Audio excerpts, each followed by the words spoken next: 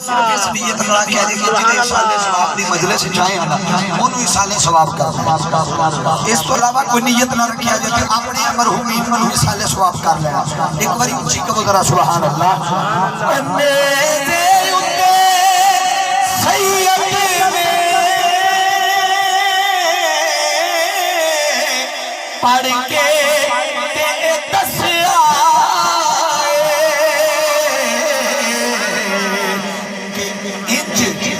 ورد کریدا آیات قرآنی دا اچ ورد کریدا آیات قرآنی دا اور سارا ساتھ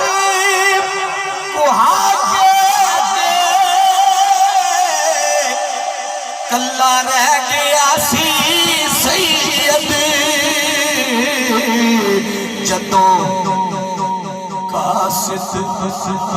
جدوں قاصد پہنچیا سی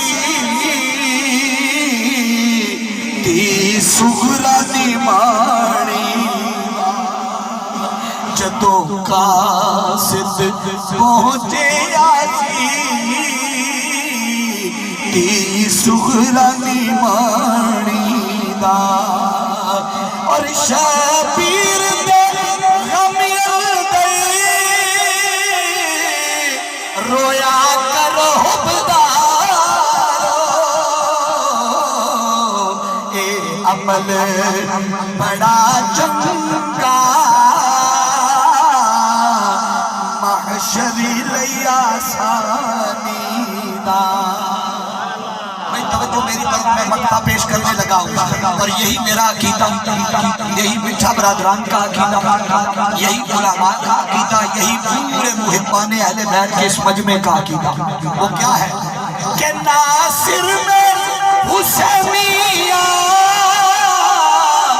میرا پختہ عقیدہ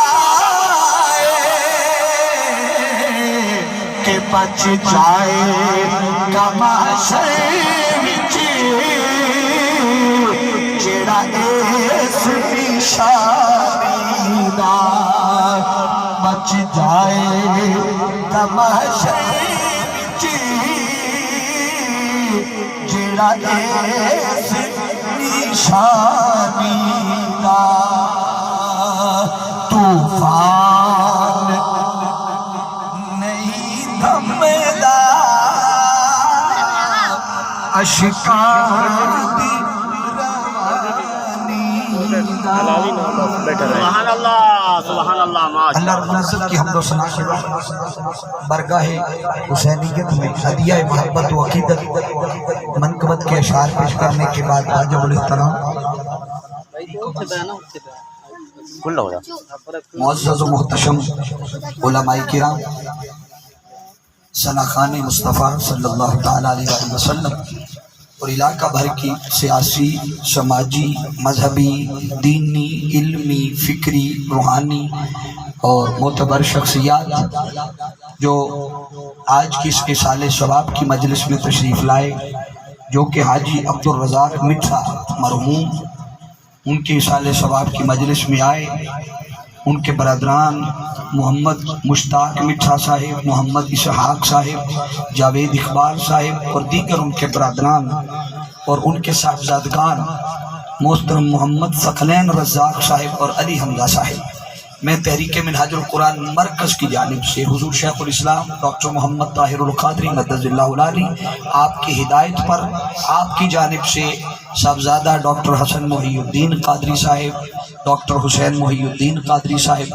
حضور شیخ الاسلام کی پوری فیملی کی جانب سے ان سے جو ہے وہ تعزیت کرتا ہوں اور دعا کرتا ہوں مالک کائنات ان کے برادر محترم بھائی عبدالرزاق صاحب ان کی بخشش و مغفرت فرمائے اور آخرت کے منازل کو آسان فرمائے۔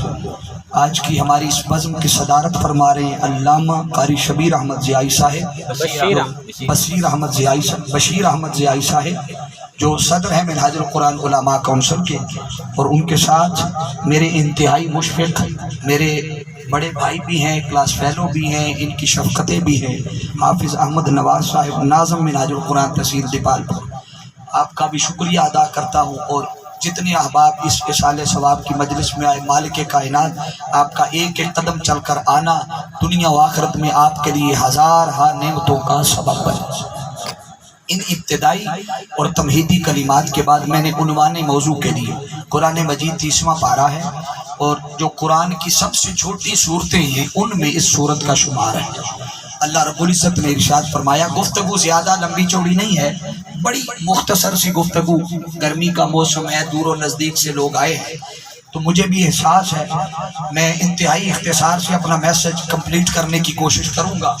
آپ نے ایک ایک جملے پہ توجہ رکھنی ہے، ماہ محرم الحرام کا مہینہ بھی ہے، میں چاہتا ہوں کہ فکر آخرت کے حوالے سے کچھ میسج ہو جائے اور کچھ اہل بیت اطہار سے تعلق، نسبت اور محبت پہ بات ہو جائے۔ تو میں نے مضمون کی چوائس کے لیے جو آیہ مبارکہ پڑھی ہے، اللہ رب العزت نے ارشاد فرمایا والعصر، مجھے قسم ہے زمانے کی۔ کیا فرمایا؟ مجھے قسم ہے زمانے کی۔ اللہ نے زمانے کی قسم اٹھا کر جو اگلی بات کی ہے، وہ اگر آج آپ میسج لے گئے تو آپ کی زندگی، آپ کا کردار، زندگی کی سمت، رخ بدل جائے گا۔ اگلی بات قسم اٹھا کر جو اللہ نے فرمایا ان الانسان لفی خسر، انسان خسارے میں ہے۔ بولیے کیا ہے؟ انسان خسارے میں ہے۔ اب جب اللہ نے یہ فرما دیا کہ انسان خسارے میں ہے تو یقینی بات ہے آپ میں سے کئیوں کے ذہن میں یہ بات آئے گی، توجہ میری طرف رکھیے گا، کئیوں کے ذہن میں بات آئے گی، بھائی ہم تو شام کو 10-20 ہزار کما کے گھر میں آتے ہیں، ہم تو خسارے میں نہیں ہیں، ہمارا تو کاروبار بھی اچھا ہے، چاولوں کا کاروبار ہے یا مکئی کا کاروبار ہے یا دودھ کا، جو بھی ہے ہم تو اچھا خاصا کما کے آتے ہیں، نقصان میں، بولو سارے، نقصان میں، خسارے میں نہیں ہے۔ سن لو، اللہ کی بات حق اور صداقت پر مبنی ہوتی ہے۔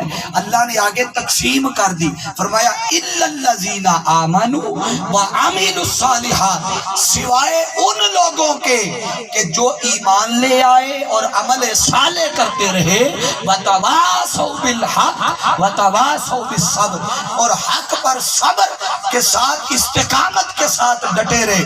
فرمایا ان کے سوا باقی سب خسارے میں، بولیے ان کے سوا باقی سب خسارے میں ہے۔ اب حاضرین جی احتشام، یہ ایک بار آپ اس کو ایڈجسٹ کر کے نہ ذرا چھوڑ دیں، کیونکہ مضمون اب روٹین میں آ رہا ہے، اب اس کو ہلانا نہیں۔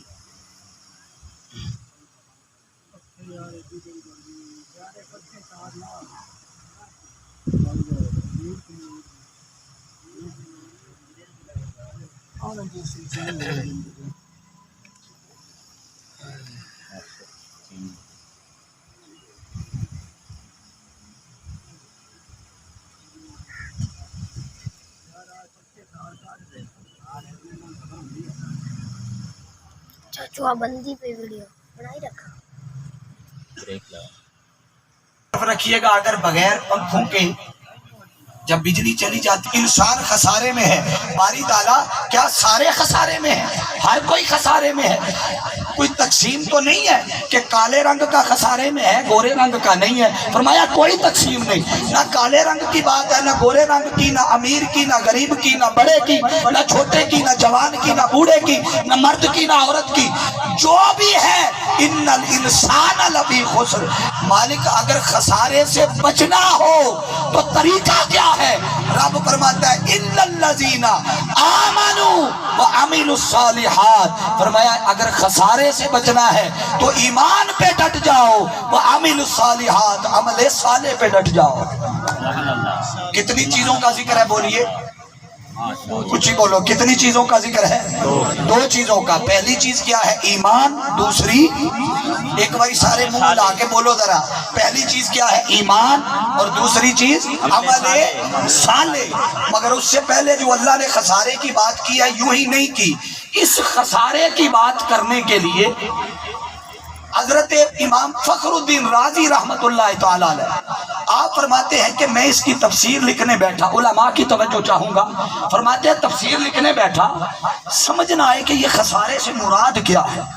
3 دن گزر گئے، لکھنے بیٹھتا، اٹھ جاتا کہ شروع کہاں سے کروں، انتہا کہاں کروں، پھر چلا جاتا، پھر اگلا دن آیا، پھر اگلا 3 دن گزر گئے۔ جب کچھ سمجھ نہ آیا، ہر چیز بند کر کے رکھی اور میں بازار کی طرف نکل گیا۔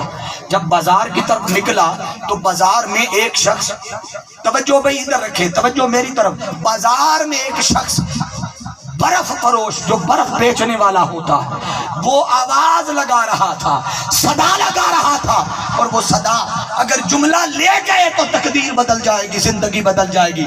وہ برف فروش کہہ رہا تھا، لوگو رحم کرو اس شخص پر جس کی زندگی کا سرمایہ گھل رہا ہے۔ سبحان اللہ، سبحان اللہ، بولیے جس کا سرمایہ، بولیے جس کا سرمایہ گھل رہا ہے۔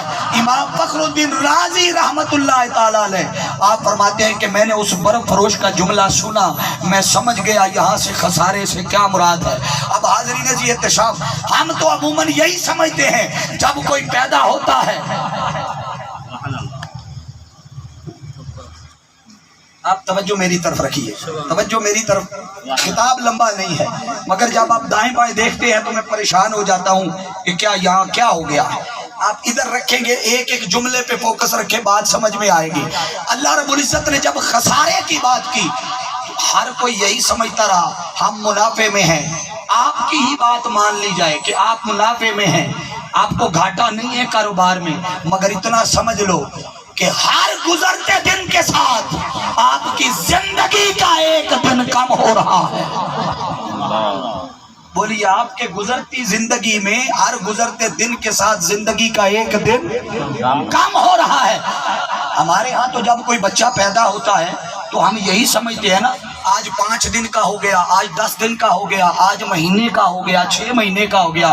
سن لیں، ادھر کی جو زندگی ہے 30 40 50 60 میکسیمم ایوریج یہ ہے، میکسیمم 60 سال یہی ایوریج ہے نا ٹوٹل لائف۔ اور اللہ قرآن میں فرماتا ہے جو وہاں کی زندگی ہے اس کا ایک دن، فرمایا تعرج الملائکۃ والروح الیہ فی یوم کان مقدارہ 50,000 سنہ، فرمایا وہاں کا ایک دن 50,000 سال کے برابر ہوگا۔ بولیے کتنا؟ 50,000 سال کے برابر ایک دن ہوگا۔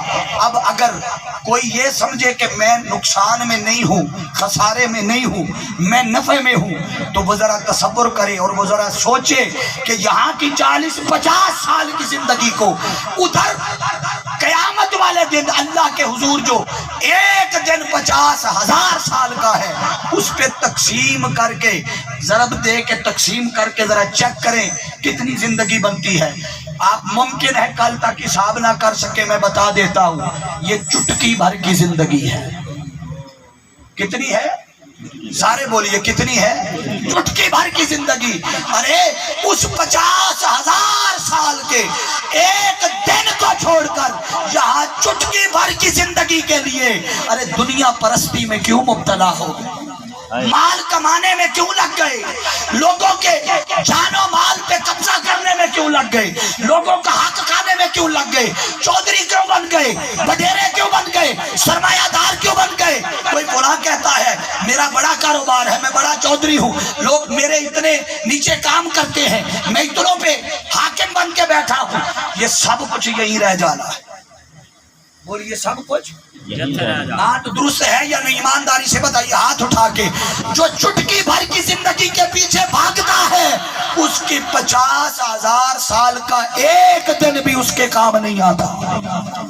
جو یہاں کی چٹکی، اللہ نے طریقہ بتا دیا، لوگوں اگر اس نقصان سے بچنا ہے تو تمہیں طریقہ بتا دیتا ہوں۔ مالک طریقہ کیا ہے؟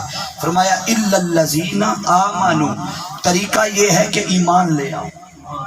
کیا کرو؟ بولیے ایمان۔ جب بات ایمان کی آتی ہے تو آپ میں سے کئیوں کے ذہن میں آتا ہے بھئی ہم نے تو کلمہ پڑھا ہوا ہے، ہم تو ایمان والے ہیں۔ یاد رکھ لے کلمے سے ایمان نہیں آتا، کلمے سے ایمان نہیں آتا۔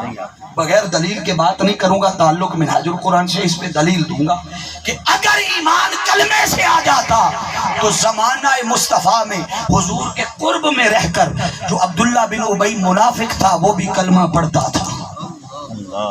بولیے وہ بھی کلمہ.